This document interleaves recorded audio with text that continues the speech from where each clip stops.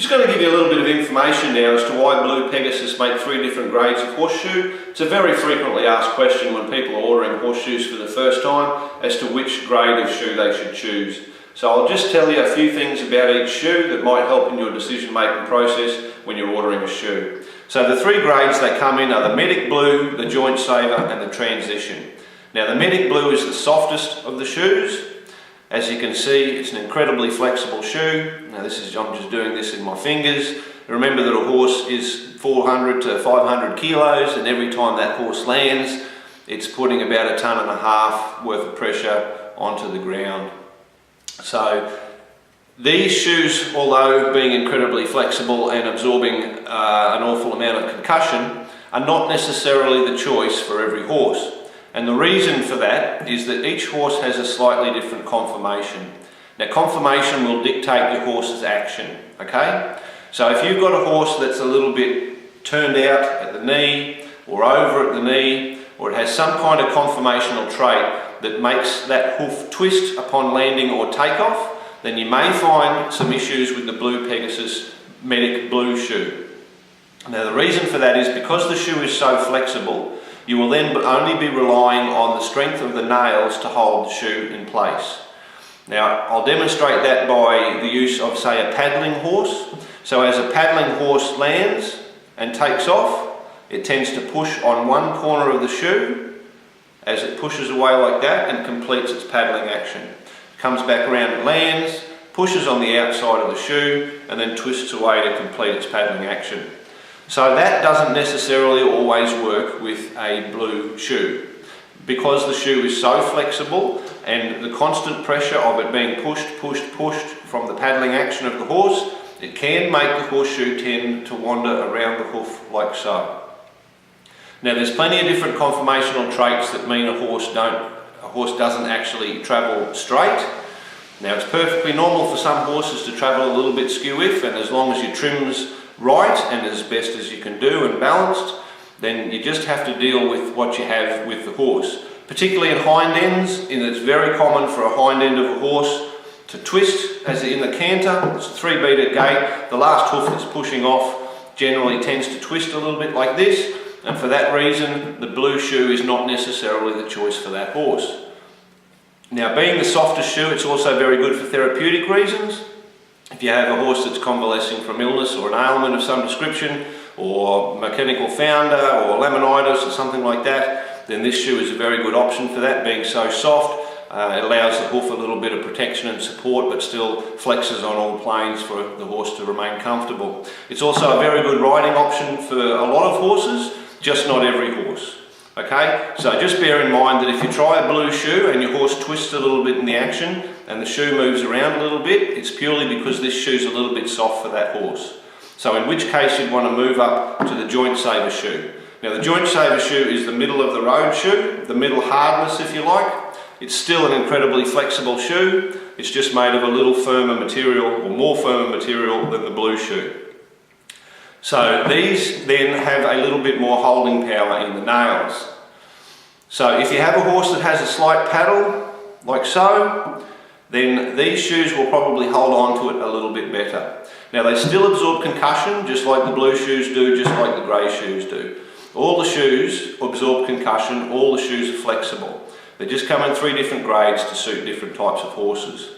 So if you're still having issues with these shoes in the orange model, twisting slightly on the hoof because of the horse's action, then your best option is to go to the Transition shoe.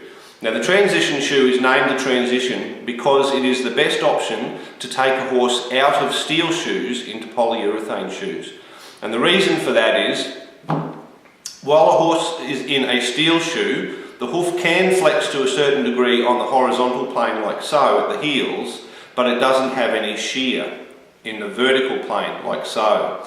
And by that I mean that if a horse steps on uneven ground, on this side the heel may very well be hitting the ground, this one might be on a rock or so, and you'll see how the heels can shear like this. Now it's perfectly normal for a horse's hoof to shear like that, and that's why they have heel bulbs at the back that are independent from each other, so they can do this. So when you take a horse out of steel shoes, they can sometimes find that feeling quite uncomfortable because those tissues in the heel bulbs particularly, have become quite weak from not being exercised on that vertical plane. So immediately coming out of steel shoes into a polyurethane shoe, it's a good idea to give them that little bit firmer shoe to support those tissues until they strengthen and start to loosen up a little bit. So this is the shear action. You can see the shoe is still flexible, just not quite as flexible as the other shoes. So it's just that slightly firmer option to give horses coming out of steel shoes that little bit more comfort. And you can see I'm still flexing that in my hand quite easily. Remember, a horse is about 500 kilos, so they can put a lot more pressure on that than I can with my hands. Now, these are still a very good riding option for a lot of horses. Like I say before, if the shoe tends to be twisting a little bit and you can't fix it in your trim and your nailing pattern's good and you're using good quality E-head nails, and the shoe is still starting to twist a little bit, then try the transition shoe. Now, they all have very good levels of grip and they all have very good levels of concussion absorption. They're all flexible. There's no particular model that will suit every horse in every situation. That's why there's 3 different grades. So you can cover a few different bases on a bunch of different horses. But personally, I shoe with a lot of these shoes in a year. I put thousands of these shoes on, and I have no particular favourite of these shoes. I just put a shoe on that suits that particular horse. Some horses may wear out a transition very quickly, in which case I will put them into a joint saver, and that just might last a little bit longer for them. Whereas some horses may wear out a blue shoe very quickly for some reason, so then I might try them in a transition shoe. Some horses may twist these shoes slightly, in which case I'll try another type of shoe. So it's just a matter of working out which shoe is the best to suit that horse in that particular riding environment, that particular horse and its rider, and the type of work it does.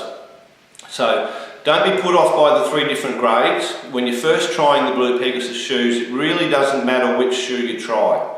They're all very good at what they do. Okay? It's just a matter of fine-tuning which one to choose in the longer term. So I have horses that I run in the blue shoes, horses I run in the orange, and horses I run in the grey. If at the end of the day I've only got greys left in my toolbox, then I'll use them quite happily on any horse in any situation. Now, all the shoes have varying levels of grip on different surfaces. The softer shoe obviously will have a hell of a lot more grip because it is soft and gives so easily when it hits rough terrain. So you need to consider that in the type of terrain that you're working on. So every hoof, when it lands, has to have a certain natural amount of slide. That is, you don't want the hoof to hit the ground and stop dead. You want it to be able to slide a little bit naturally, like a hoof does when it hits the ground. So keep in mind that when you're choosing the ground surface which you're working on. If you were doing a lot of fast work on bitumen, say, and I don't know why anyone would, but some people may, then the blue shoe would probably be not suitable for that application because of its high levels of grip. So on gravel roads and things like that where the surface is a little bit loose, absolutely perfect. All these shoes are really good at what they do, and if you're ordering for the first time, don't worry about which shoe you necessarily choose. Just keep in mind that if one doesn't quite work out the way you would like it, just order the next one the next time. So over the 3 shoeing cycles, you'll be able to sort out which shoe works properly on that horse. Now, the other thing I'm just going to take you through is why Blue Pegasus have 2 different models. Okay, so there's a CCC, which is triple clipped. So you've got 2 side clips and 1 toe clip. And then you've got the RCC, which is 2 side clips and a rolled toe. Now, all 3 grades of shoe, every size comes in the 2 different models. So the reason for this basically is some people like to use clips, some people don't. Some farriers like to use side clips, some farriers like to use toe clips. Likewise, on a hind foot, you might not be able to match up the side clips with the narrow style of hoof you have on the hind, in which case you'll use the toe clip and then you'll just snip these off. Whereas if your side clips line up and you don't need your toe clip, you can snip off your toe clip. Or you can use all 3 if you like. It really doesn't matter which combination of clips you use. You can take off one side and keep two, vice versa, the other side keep two, your toe clips, side clips, whichever you like to use. Now, the other shoe, the RCC, has a roll at the breakover. Hope you can see that there on the video. So that roll basically just promotes a slightly faster breakover on the hoof. So your white line, as you were trimming your hoof, your white line would basically come to the base of this roll here on the toe of the shoe, and then that little roll would then be rasped into the wall of the hoof at the toe. What this does is provide a little bit of a break, so it acts as a toe clip of sorts. It stops the shoe from tending to want to migrate back on the hoof, and it also has the horse will wear its own breakover very quickly on the base of the shoe, the bottom of the shoe, so the horse will just be able to turn over that little bit faster.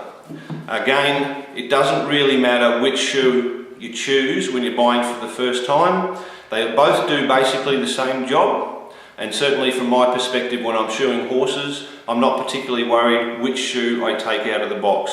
So if I pull out the CCC shoe, I'm happy to put that on. If I pull out the RCC, I'll happily put that on. You can usually make the shoe work on any hoof you like.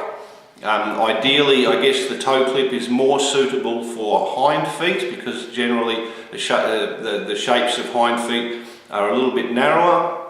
And if you have a long, narrow hoof, then your side clips won't really match, in which case you use your toe clip. But I find that these RCC or the Triple C work on most hooves with the type of trimming that I do.